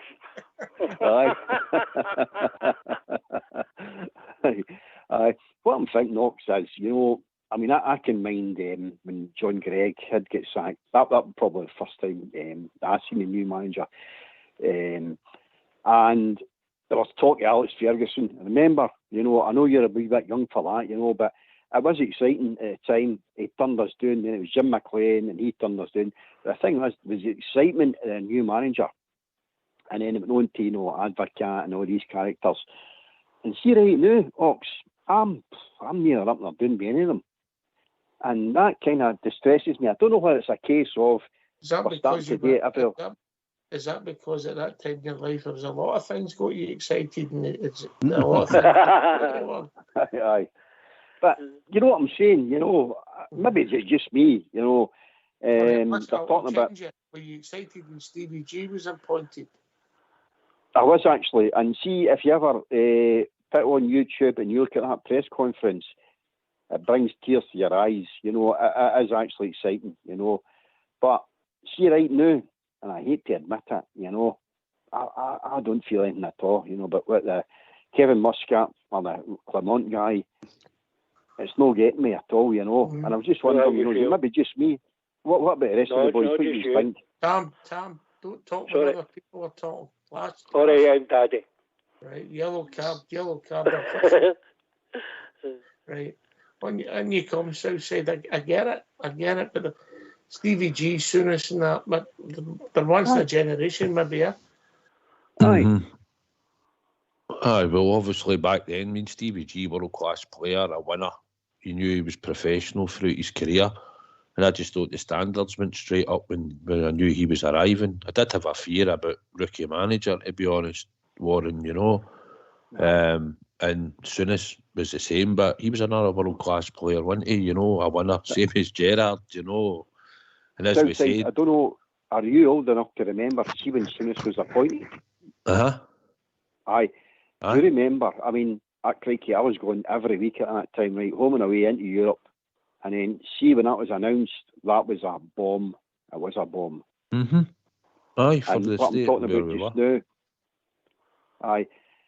Just now, the name's been bandied about, and crikey, you wouldn't even know who is it you actually want, and that kind of worries me a wee bit. Back in you come, Southside. Aye, I get it. It's just because I think if you look at it and we go down the foreign manager route, we've only had success really under Advocate, and he spent money. The rest of them haven't been very good. They've not brought the success that we thought they would when we appointed them. So for that point of view, aye. We've just got to get it right. I think that's more what the fear factor is with some of us. I'm not saying I want them to get it right. And that is my worry, that we don't get it right. And because we've flung away enough time in this last period of time. You know, we should have built on the 55. They probably looked across the city at the time and thought we've got enough. And as Ox says, sans a time wait for no man, and players age and they get slower and they pick up more injuries. They end up, we've got wear and tear. Tav and Golston definitely over the period of time they've been here. Whether they like goals and you can say what you want, but their legs are starting to go and they're fitting and they pick up more injuries.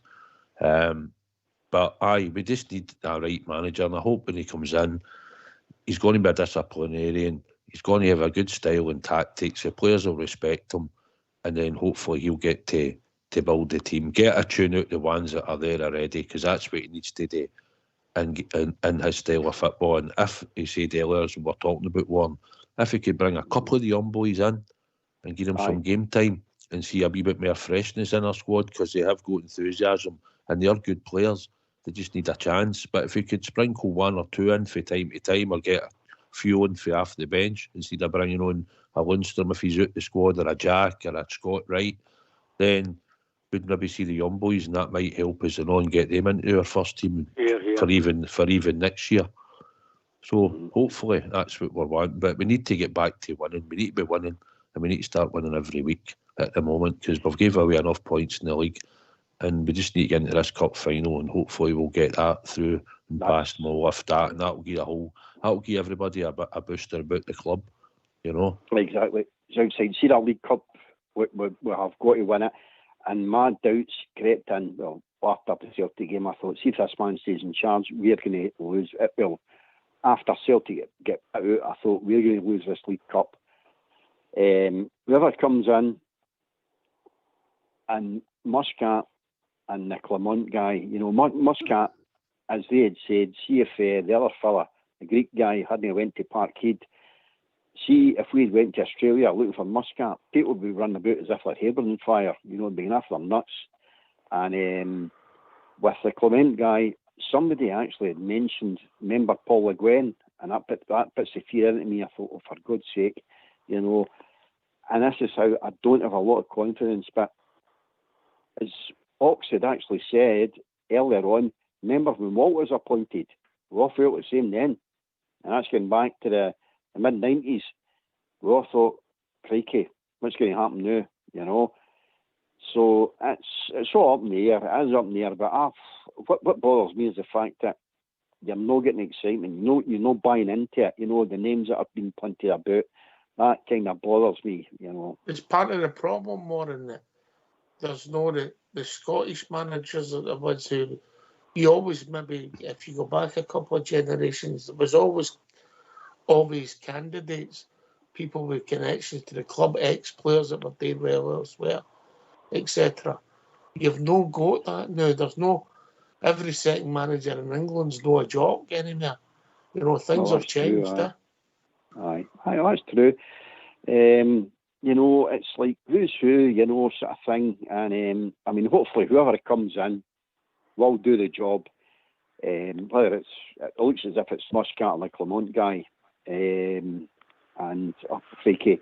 But what I'm trying to say, Ox, is see when it's announced, see when you get to Ibrox the next week, the crowd's going after them up. We're really full of excitement, but it's not there, Ox, it's not there. Is that the manager? I mean, Fakey. There's a lot of people didn't want Beale, and then when he started getting things running, things were magnified quite quickly. You know, when this guy comes in, whoever it is will come in with a clean slate, yeah? Aye, well, that's the benefit of having that sort of guy to come in. He's no got the previous tie. We don't have something that we can judge him with. The bar, but as you say, I mean, it's a good point. You look round about the the Premier League or even the lower leagues, you don't have that Alec Ferguson or Jim McLean to turn to who's successful with their own team, because there's nobody really successful in Scottish football apart from the obvious, not even ourselves. It's Southside said it's the uncertainty of the European manager, because we know his style might not suit us. He might not get our mentality that we have to win, and it's a big expectancy to be manager or player at our club, and sometimes the Europeans don't get that, where they must win every single game, and that's where it goes up in the air. What we're going to be getting, but certainly for everybody, the credentials of the managers that was on the list, I think Clement stood out amongst others for me. Mm-hmm. Is one of the problems that I've got if they don't have somebody who knows the league and the coaching staff, Warren, does that give you a fear? To say that again, Ox? If we bring in, let's say it is Clement, aye, and he brings in four Belgians, and none of them have any connection with Scottish League, does that worry you? Yes, it does, because Bill brought in all these. You hear this name, he came from Arsenal, and you're like, Christ, he's brilliant. He came from, all these big clubs in England, and it'll be a bit the same with the new manager, if he brings in. That does concern me. Hopefully, it will work out. We kind of fear the worst, but we've heard it all before, sort of thing. And this is where I think, maybe personally myself, this is where I'm at. I've heard it all before, with these. As I say, somebody mentioned Paul Le Guen, and we thought that's the new Messiah. We really did at the time, and you know how that worked out. So a wee bit of fear there. And then, as I say, the Australian guy, Muscat, I'm not convinced about all this. It's no getting me. But maybe I'm just too old-fashioned, old school. Aye. I get that. I understand that all better. The manager that'll take time. I mean, Advocat was the floating everybody's boat when he came in the door, Albert. No, I mean, I'm with Warren. I'm totally indifferent about the manager coming in.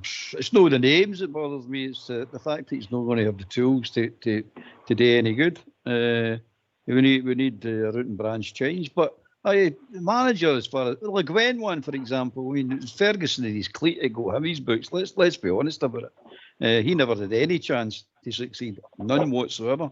You can say what you want about him. Beale, to a certain extent, never had a chance either, because they players down tools on him. And Gio was the exact same. So the manager comes in, no matter whoever it is. If you've got a group of players that don't want to play for you, they're not going to play for you. And that's the end to it. So I think we're waiting for a guy to come in and do something brilliant for us. I think we're going to put too much expectation on the poor guy for what he's got. He's not got the tools. You've got to understand this. He's not got the tools to work with. Not just the players now. I'm talking about what was going on about earlier on about the background staff. He's no got it. And I feel sorry for whoever it is going to come in, because he's got a big, huge task today with no much help to do it. And I hope the executive management recognise that, because he's going to need all the help he can get. Honestly, guys, really, honestly. The cleaning up this squad and getting it to play is one thing. But for Christ's sake, man, he's got more on his plate than just that. Aye, okay. Good question, Warren. Good question. Good comment, mate. It sparked debate, It'll be interesting. It would also be interesting to see who leaves the club in January. Yeah. Well, we know what we're looking for, As Albert said, it's the tools. See, Ox, what's bothered me, see this League Cup, it's there for the taking. It's there for the taking, And as this team, if a new manager comes in, you can galvanise them and maybe they can get there and win it. A week before Christmas, crikey, that'd be brilliant, We've got to do that, But we'll see, what happens, we'll see. Aye. Are the B team fans, are they going to Ibrox tomorrow to watch the ladies all there? Behave yourself, you. No, I'll not be going. I've got enough. Oh, Jeff, can I come in here? I've got to go. I've got something to do. I'd just like to thank very much for taking my call and listening to my points of view. And great job from the backroom staff and yourselves. Great show. And I'll probably catch you next time round. All right, Tom. Good to speak to you, mate, yeah? Yeah, thanks very much for taking my call. Cheers, mate. Thanks, man. Right, see you later. Cheers, Tom. Right, see you. Good night, El Presidente. Cheers, pal. Good night. I struggle with that, AK. People be nice to me. So they are.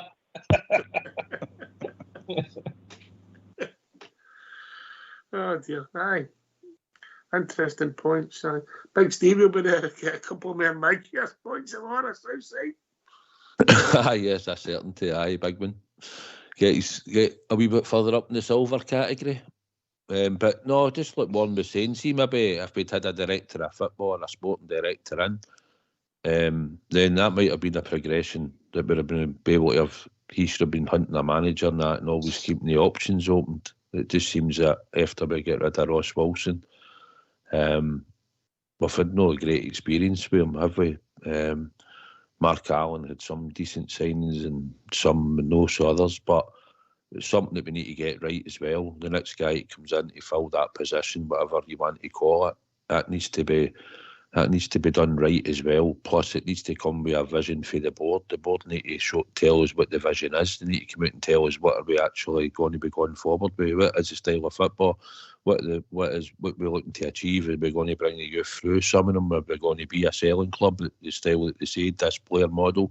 Are we going to go for a bit more experienced players that have been about and done something in the game, and maybe just at that stage of a contract where we can go in and get them, and they'll be more experienced than not so much a 21-year-old or a 22-year-old hoping that he'll be able to come and play week in, week out and develop them and sell them. We might as well go and buy a 26-year-old, 27-year-old like we did with Tom Lawrence, somebody that's played about the leagues and knows a bit more experience that can come in and gain success straight away. Maybe not with a big sell-on value, but maybe you buy 2 or 3 of them and you make sure that they're the seasoned pros, the experience that drive the standards in the club. And then fill it with other players that you're hoping. How can you not do all that? Well, you can, but that comes down to the board and how the structure and what he's going to do. But I'm just saying that we need to know what the club, where are we going to be in the next 5 years down the line. You know, where are we going here? Because we know we've been the last 3 years. I think when you get to in 6 months and a year dictates all that, mate, because of revenue streams and what European competition you're playing in. It takes a lot of that, mate, yeah? Mm-hmm. I mean, you can make a 5-year plan, you can make stuff about half the part, you can maybe finance it, but football, it's results, mate, and ultimately it's about winning the league. The cups are great for us as supporters now, but it's not as if you even qualify for Europe. No, Cup, you know, cups are bonuses, aren't they? The league in Europe is the bread and butter now. The cups are just shiny. That's what they are. They're just shiny, mate. That's all. There's no money in them. No, particularly. No. We want them because we want to win everything that we take part in. That's our DNA. But ultimately, it's a league title we want to win. You know. But because that's what gives you to get to the next steps. AK. Yeah? I get that, but how important is it psychologically that we keep ahead of them in a trophy count? Because that's what a lot of supporters are. I mean, we're gaining up a lot of trophies there, you know, in the last few years. Would you rather win the league this year or the 2 cups? Oh, of course, the league's your bread and butter. Of course it is. I mean, that's where the finances is. But we've all of a sudden changed the mentality where the League Cup's no important, the Scottish Cup's no important, but a run in Europe is. We're never going to win one of the European competitions. All right, we'll get to a final in that, but monetary-wise, everything's structured where we shouldn't be getting where we go to Seville. I think the direction of the club, we've lost the focus, and It's to be arranged. The game's changed, Alec. That's because the game's changed. But the supporters' mentality hasn't it, though. I think just giving away trophies willy-nilly is a major downfall in where we are. We've lost the winning mentality in our team, and we've got a generation there of Rangers supporters that have hardly won a trophy in the last 10 years. That's a big thing for me. We've won loads of trophies, mate. We've won loads. I know we have, but not in the last 10 years we haven't. No, we've won loads in the last 10 years, mate. Won loads. Maybe not the trophies you want. Aye. Do you know what I mean? No, I mean I've got a boy there that's 21, and he's really only seen us win a couple of things, and that's a dangerous precedence to kind of settle in, and that's how you're getting the banners after that's happened before. That happened to Albert. Between he was 12 and 21 between at each stage. We haven't won a thing. Albert. I don't remember to be 12 and 21. I was partying hard. We get through spells like this, but this is unique, this spell, because before we it's completely different, mate, because before we could actually do something about it and then just wake up and go, all right, okay, we'll just go and win that. We'll go and win the league again, and we'll go and win cups. It makes no difference.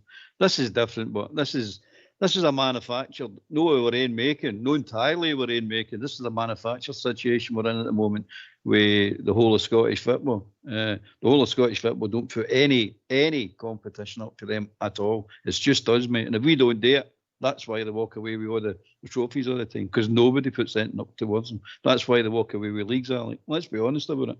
If we don't, I mean, for us to win a league now, I said that right at the beginning of the season, it's getting close to being impossible for us to win a league, because we need to be perfect. You're talking about going all season, not getting beat. Now, that's happened twice in the last, 6 years?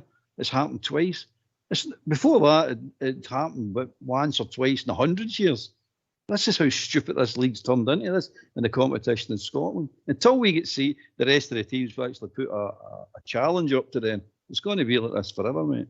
And we're the fall guys at the moment. They seem to be they're riding high in a hog with their free money for the European stuff and the situation we found ourselves in. So it's all just worked out perfect for them. But realistically, it's a nonsense, mate. We all know it's just a nonsense, because the trophy haul now is becoming a joke. It really is. If you're winning leagues and cups and trebles that easy, well, it's not really an achievement, is it? Be honest about it, it's no. So you've got to look at it all different angles. But at the moment now, mate, it's all about finances. So nothing to do with trophy hauls now. It's all about finances and so your club survival. And that today, that Southside Europe becomes more important than it was back in '84 when we were playing Osasuna. Aye. Football's moved on. TV's involved in the amount of money you're getting and the amount of money that the European teams. It's to suit the big leagues. It's to suit big countries, Spain, Germany, France, Italy, and that. You know, it's to suit them in the European stage. But in Scotland, I think if you've got a manager that can set a team up with a style of play, for the money that we've got, we can still win a Scottish league. That's the thing at Scotland for me. You know, we don't need to spend millions to win the Scottish league. But Albert said, as he said many a time, that mob across the city get their obligatory 12 points off Aberdeen every season. You know, and they raise their game against us, as we know. But we should still be good enough to go out and beat Aberdeen. We were doing it consistently for years. Back in the 80s, different, like was talked about, because Fergie and all that. Aberdeen, Dundee United had good teams in. Then when they went on in Europe and all that and won things, football was, you weren't paying players the money. You're paying them a fraction of the money. They were getting like £500 a week and all that. Member ops back in the day, you know, the players were, they came and played. Bonuses were a lot more important to them. Aye, you got your bonus and whatever for wins and stuff, but no, it's just a standard, whatever they want to give them, 30 grand a week, you know, and everything's easy now. But then it's just different mentality of players as well, and just football's moved on, it's quicker, faster, and there's more money involved. And like Albert says, we just need to get back to winning in Scotland. That's what I say. Europe's good when you can get there, and I think, you know, if you look at the teams in the Champions League, we're miles off that, you know, miles off that. So we're never catching them, mate. No, they're getting further away. I never thought I mean, I was honest. I never thought I'd ever see Rangers lose 7 goals at Ibrox, right? And you can say against Liverpool, Salah comes on and it's a freak 10 minutes and he's hit a hat-trick, right? But you look at some of the teams, Man City, maybe even getting Arsenal. They could, at the state of our team at the moment, if we'd been in that Champions League, if we drew any of them, we'd have got a right down. Because that team out there, the now we're watching, is never near any of that level. They're struggling in the Europa League, you know. So it's just the facts. But I just want that, and I just want this team to start winning in Scotland, and it does mean winning the League Cup and the Scottish Cup for me. It always has. I always thought when we were winning that, when it was a Skull Cup for that 10 years, we won it about 8 times, I think, out the 10 years. They never won it once, that mob across the city when it was a Skull Cup. That was the first trophy we used to win. And it gives the club a lift and all, and it gives you a boost. So I want to get back to seeing a Rangers team that starts to dominate in Scotland. We weren't close in the league, were we? We didn't compete in the league for No. But it's just... But we've not been competing for long enough, folks. We've done it. We've done the one season with Gerrard, and we're building towards it. And since then, the other 2 managers have been let down, and we've not done enough. They've not done enough to get us anywhere near competing. So this manager coming in, he'll know what's required, and we just hope that he's got a style and tactics and can get a tune out of some of these players to start with, and then build as a squad that will show us that we will be dominating again in Scotland for the next few years. And he probably has to bring a number 2, and it's been around about the club. I think the board should stipulate that to him. But he comes in as a number 3. If he's got a number 2, you'll work with this guy, whether it be Stephen Davis or anybody else they pick.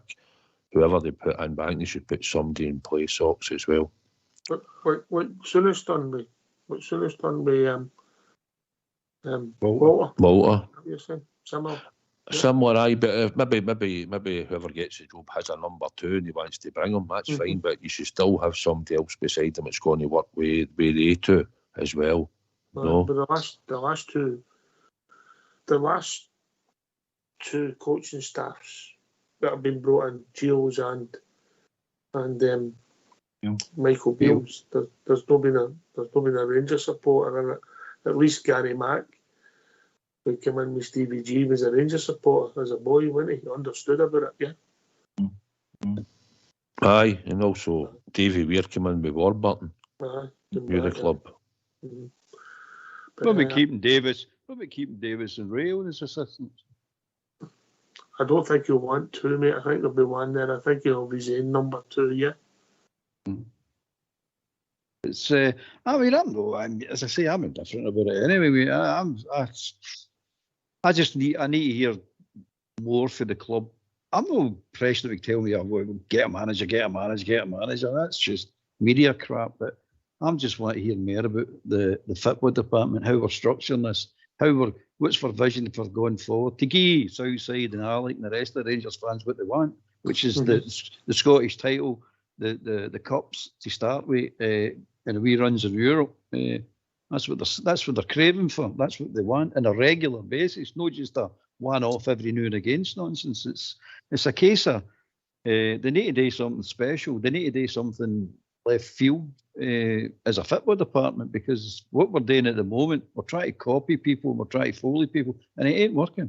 It's just simply isn't working. It's recruitment, mate. A lot it comes down to recruitment. The money we've wasted in recruitment in the last few years. It's criminal. Guys that are just near enough, they're good enough. And you're signing a player in, you thought, he's coming in, he's going to be better than what you've got. And your team's not getting better, it's getting worse. And that doesn't add up.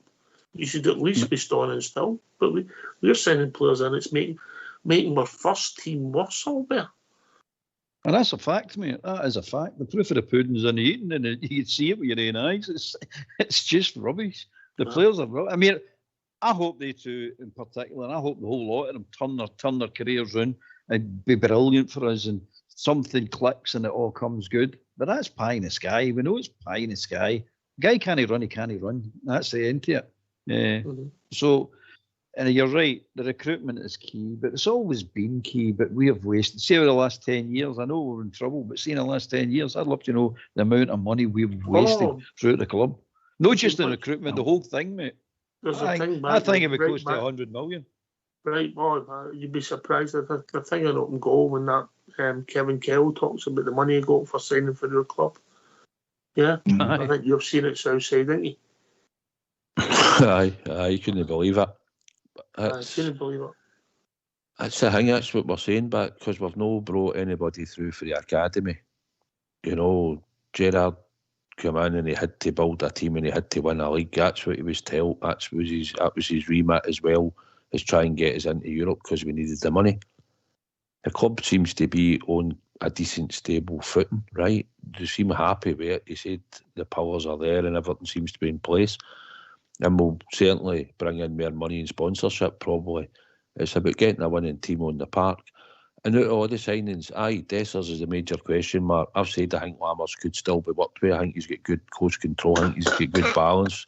You can go for all you want. Right. But, you slip that Jacob with no buckle at the back. Right, okay, right. But we'll see in time, right? But what we'll say is, Kieran Dell should come into that team fit and be able to go in and play. No bother. And Cantwell and Raskin was in and doing all right. His passing still needs to be improved. So they all should go on and kick on under a new manager. And Danilo, you think, he showed a good work rate and hopefully we're running a team. He might start to produce a goal. So that's another one that can be worked with. So we all say he needs to get rid of them all, but surely the manager coming in, he can work with these players. Can't tell me Kieran Dell's a donkey. No, I think he'll be a decent player when he gets a run in the team. He's picked up an injury, not pat him out, but surely coming for English football the same as Cantwell, they should be able to slot in up here and no bother. Tell me, I think something Southside. How did Kieran Dell pass the Rangers medical? He was on the treatment table doing it. Was it Norwich? How did he pass the Rangers medical? But it must have been football. Must have been football. No, he wasn't. He was injured. He was on the treatment table, but he's passed the Rangers medical. Get rid of the background staff, mate. Start with them, clear them out, the lot of them. Albert, was it no Big Stevie gave him the answers? The answers are no good if the questions get changed, Alex. I know. That's a curveball, mate. That's a curveball, yeah. Right. Good debate, good laugh. By the way, I had some questions. Don't worry, I'll get there to you another time, yeah? Do you want my resignation? Yeah. Alec, he's played tag with Foxes with me and Southside. We're for the Southside, mate. you need to be good to catch us. Southside, that's the only thing that's worrying me. They're building a bridge and they're only going to be charging one way. Aye, fair enough. No, not a way about. Right, okay. Last word, AK. I enjoyed the show tonight. Good chat, good discussions, and good callers coming in there with Big Alan, Tam, Warren, and that. Good stuff. Have a good weekend, boys. Cheers, mate. Good fun, mate. Good fun. You were lucky. I couldn't believe it. You said Gerard, they're the one in front of me. Right. Albert. Aye, enjoyed it, mate. Good night, good conversation, good quiz, good callers. I'm looking forward to whatever happens next week. Let's hope it's something really, really good. Only time will tell, mate. You know, you might get a wee lift next week, but it's still about results. Yeah. Absolutely, mate. Absolutely. Southside. I thoroughly enjoyed being on the night with your good self and Albert and Dessers, AK, for the quiz. But no, thoroughly enjoyed the night. Good discussions. Good discussion, mate. The Dessers are Rangers Radio, AK.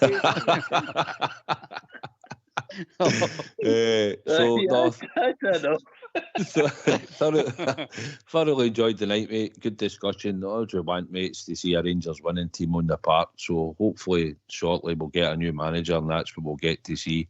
And let's get this League Cup won, mate. That's the first thing in the trophy cabinet. Let's get that done. What football before we play that semi-final, mate? I know, mate, but that's the one you've got to look to. That's the first trophy wear of the season, so we need to win the semi-final first. I know, but it's a job that needs to be done, mate. Aye, of course it is. Of course it is. Listen, thanks to Tam, thanks to Warren, thanks to Big Al for joining us. I'm not saying about it. Was that a course? Yep. That was it, wasn't it? Aye, Tam, Warren, Big Al. Thanks to AK. Good fun as usual. Thanks to All Bear and the one and only South Side. This has been Rangers Radio. Stand by. We'll be back Monday between 8 and 10 talking about all things Rangers. You never know. There could be a special at any time. Take it away, old school boy. Oh.